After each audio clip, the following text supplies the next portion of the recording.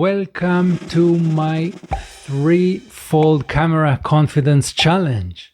Not the typical challenge that you see about several days in a week or several weeks of trying over again to befriend the camera. That's important, but this is not what you have for today. Today I'm gonna force myself to speak in public in several places. As an introverted creator who is fearful from the camera anyways, and do it in English as my second language. I've been improving my English quite a bit, yeah, but I still need to think about what I say. So you have introverted creator speaking in English in the public space all at once. From what I watched so far, the best thing to improve your camera confidence and confidence not only on camera is to take your limits to the extreme, and then when you back to the studio you will feel much more comfortable because the experience is compared. Always we compare the experience. And that being said, let's see how I actually do it, and hopefully I will not embarrass myself, and let's figure out what will happen. With just a couple of minutes I'm gonna take the bus to the train station, so see you there. So I just got to the train station itself. Now one train got in, but my train on the other direction hasn't arrived yet. In fact, I've just been told that it's gonna late in 20 minutes time, and that kind of suck, but yeah, so I'll be late to the beach. Hopefully I will still get some light while getting into the water.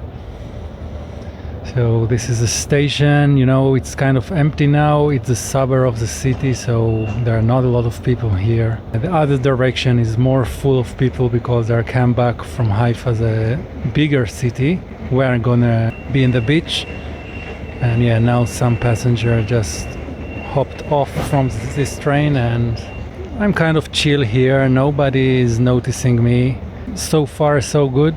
But I want to warm up my voice, warm up my energy, so I'll be more ready when I got into the wagon and start to shoot video there. So my train is just arriving to the platform, as you can see. So I'm so excited to start shooting my first video. I'm a bit nervous, as you can see, still with a selfie setup, which is another thing I'm not used to that much.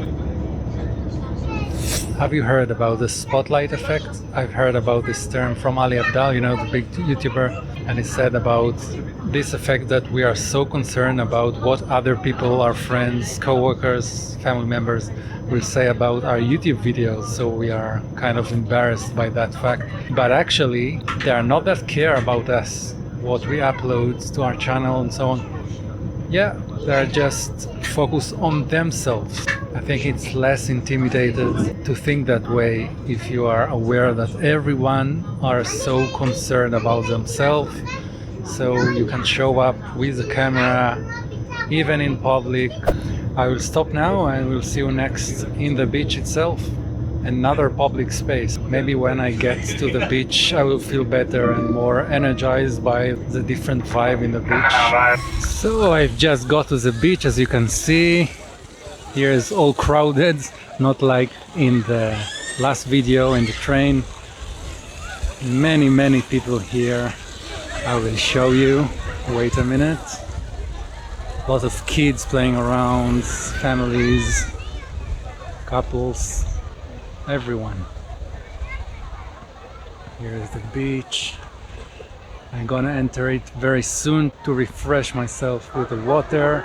So now I will sit a bit on the bench, talk to you here. There is some playing ground for the kids, so I can relax and talk to you more comfortably. I want to get into the water on time before the sunset, and so I will be short now. But I thought quite a bit during the ride in the train. What should I talk about where I get to the beach? I thought about maybe it will be interesting for you guys to know about each of the angles of this challenge. First of all, what about the English? Why talk in English in my channel and not in my first language, Hebrew? So first of all, as an introverted person, it was kind of a defense for me. I don't want that all of my friends, colleagues, and people that I don't want them to discover me on this channel. And so this is another way to get famous to some extent without exposing yourself, your privacy. So in English, it's just the international world. Secondly, of course, it's the opportunities that I have if I write on my blog in English or make a channel in English, because I can reach more people, obviously. Each search term, each video can be exposed to far more people, more audiences. So obviously English makes sense for a lot of reasons, not only with the AdSense but also with more affiliate programs, and so there are better opportunities financially to monetize your content in English. And lastly, I like languages. I used to learn Spanish and master the language. I spoke it quite fluently several years ago, and now English as a second language. I felt that this is a good time to improve it. I also improved my English quite a bit beforehand, when I tried to be accepted to study abroad in the UK for my PhD degree. Finally, I didn't do it, but this is another topic for another time. However, so I already established a decent level in English, so I said, why not to utilize it for the channel? But still, as you can see, I still need to think what I'm gonna say sometimes, and especially where I don't feel comfortable in the public space. Therefore, I titled this video with multiple challenges at the same time, right? Anyways, so I'm gonna enter the water for a bit, enjoy the water, and when I come back I will tell you more about me as an introverted person on camera and online in general, and what are the reasons that I decided to start a channel as an introverted person who just happened to pass through an existential crisis in the past 3 years. So this is an interesting topic to talk about. So I finished my session in the water. It was great vibes, great experience. Just after all your day, just get into the water. It's just fulfilling. And anyways, what I started before explaining about my English, now let's talk about being an introverted person, being an introverted creator, how it is like. So if you are like me and you are considering starting a channel, it's so empowering experience, all these experiences of being out there on camera, outside, like in this challenge. And in general, it just forces you to get confidence in what you do and be a better communicator. I'm still on the go, but I get improved. I already improved during this challenge and generally in my journey so far in my channel. As sensitive people, we have a lot to offer, as we are deep dives. We tend to scrutinize everything in more depth and come with our regional insights. And finally, I want to speak a bit about my existential crisis.